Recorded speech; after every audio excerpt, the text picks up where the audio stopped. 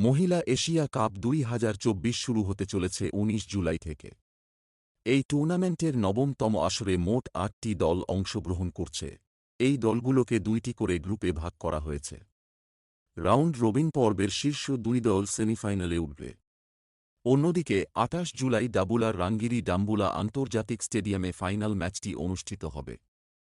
মহিলা এশিয়া কাপের এই সংস্করণটি টি-২০ ফরম্যাটে খেলা হবে। এই টুর্নামেন্টের জন্য ডাম্বুলায় পৌঁছে গেছে ভারতীয় দল ও বাংলাদেশ দল। মহিলা এশিয়া কাপ ২০২৪-এ ভারতীয় দলের প্রথম ম্যাচটি ১৯ জুলাই পাকিস্তানের বিরুদ্ধে খেলা হবে। ডাম্বুলার রাঙ্গিরি ডাম্বুলা আন্তর্জাতিক স্টেডিয়ামে এই ম্যাচটি অনুষ্ঠিত হবে।